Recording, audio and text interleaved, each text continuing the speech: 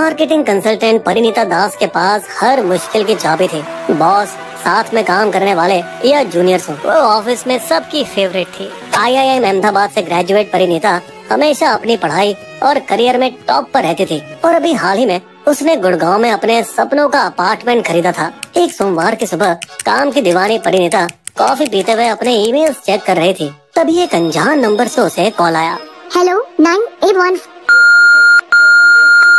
ये telecom regulatory authority of India से एक संदेश है। आपके फोन नंबर को अगले 2 घंटे के अंदर ब्लॉक कर दिया जाएगा क्योंकि आपका नंबर मनी लॉन्ड्रिंग और ड्रग ट्रैफिकिंग के केस से जुड़ा हुआ है। नियुक्त अधिकारी से बात करने के लिए 1 दबाएं। परिणीता चौंक गई और उसने जल्दी से 1 दबा दिया। हेलो, मुझे अभी एक कॉल आई थी कुछ मनी लॉन्ड्रिंग के बारे में।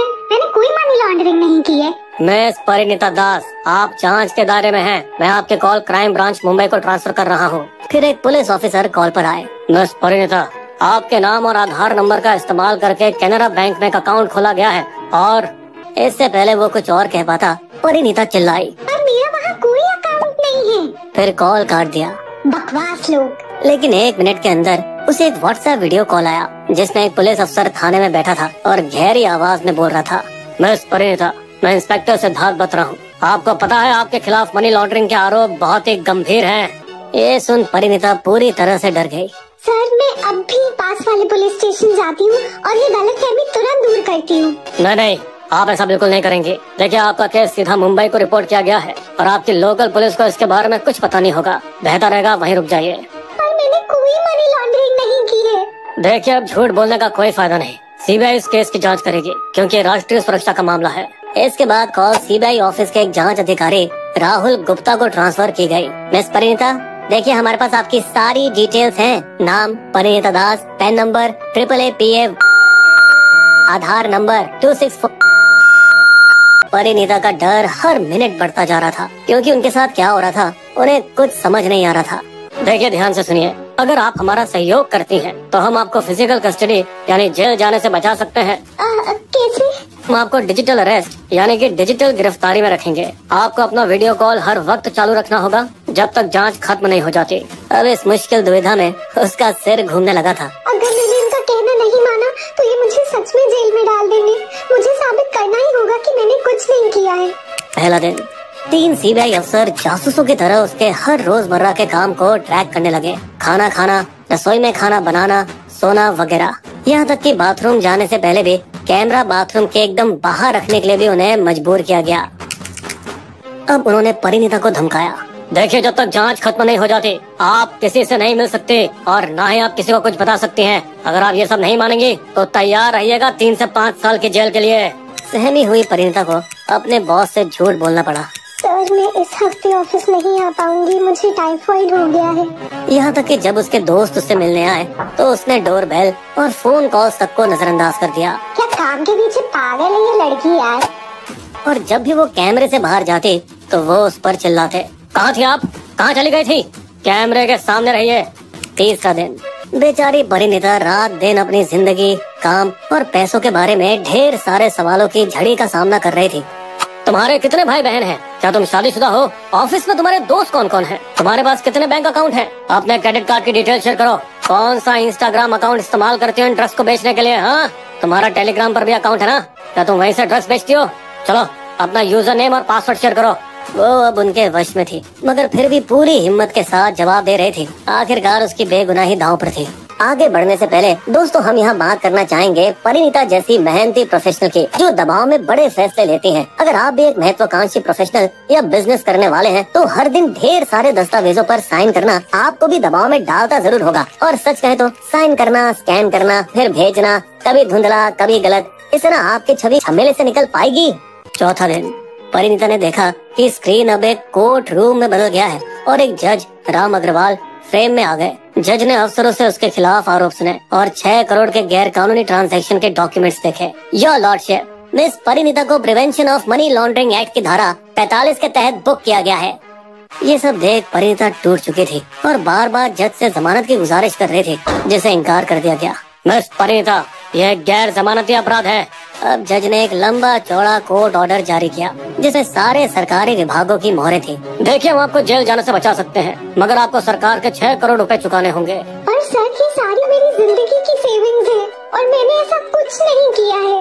देखिए, चिंता मत कीजिए, अगर आप बेकसूर पाई जाती हैं तो पूरी जांच खत्म होने के बाद आपको पैसे वापस मिल जाएंगे। उसी वक्त एक आरबीआई का अफसर कॉल में शामिल हुआ और उसने काफी सरकारी दिखने वाले आरबीआई सर्कुलर के साथ 6 करोड़ के आरोप को दोहराया। 5वां दिन सुबह। इन 5 दिनों से लगातार जागते हुई परिणीता के पास अब और कोई रास्ता नहीं था सिवाय इसके कि वो गुड़गांव के सिकंदरपुर ब्रांच के HDFC बैंक जाए, अपने स्काइप पे वीडियो ऑन किए हुए 3 चेक जमा करे, 2 99 लाख रुपए के और एक 90 लाख रुपए का। क्या आप इन 3 अकाउंट्स में इंस्टेंट RTGS ट्रांसफर कर सकते हैं? ये सुन बैंक कैशियर को कुछ दाल में काला लगा। मैडम, इतने बड़े अमाउंट्स के 3 चेक, क्या आप सच में ये करना चाहती हैं? परिणीता सच बताने ही वाली थी कि उसे सीबीआई अफसर की चेतावनी याद आ गई। बैंक के कर्मचारी तुम्हें यह करने से मना करेंगे, लेकिन अगर तुम चाहते हो कि जांच जल्दी खत्म हो तो उनकी मत सुनना। इसलिए उसने बहाना बना दिया। अरे, ये मेरे माँ के ऑपरेशन के लिए है। 6वां दिन।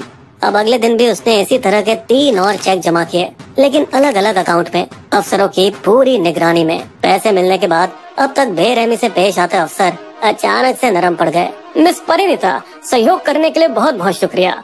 जब हमारी जांच खत्म हो जाएगी ना, तब आपको आपके पैसे वापस मिल जाएंगे।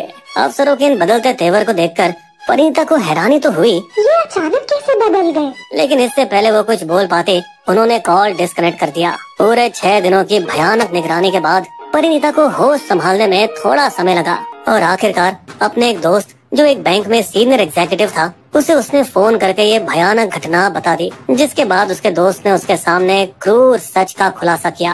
अरे, तुम्हारे साथ धोखा हुआ है परिणीता, डिजिटल अरेस्ट जैसी कोई चीज नहीं होती। ये सुन वो बेचारी गुस्से, शर्मिंदगी और अपने आप से नफरत के इमोशन से घिर गई। उसकी नसों में खौलते खून की लहर दौड़ने लगी। मुझे कैसे नहीं पता चला? मैं कितनी मूर्ख हूँ। मुझे खुद से नफरत है। सब कुछ फरेब और झूठ था। पुलिस, सीबीआई अफसर, जज, आरबीआई अधिकारी, जो उस पर आरोप लगाए गए, जो डॉक्यूमेंट्स दिखाए गए, जिन खातों में पैसे डाले गए, ये पूरा डिजिटल अरेस्ट पकाया गया था। बगावत। लेकिन हमारी IIM अहमदाबाद की ग्रेजुएट मार्केटिंग कंसल्टेंट हार मानने वालों में से नहीं थी और अब वो लड़ाई के लिए तैयार थी।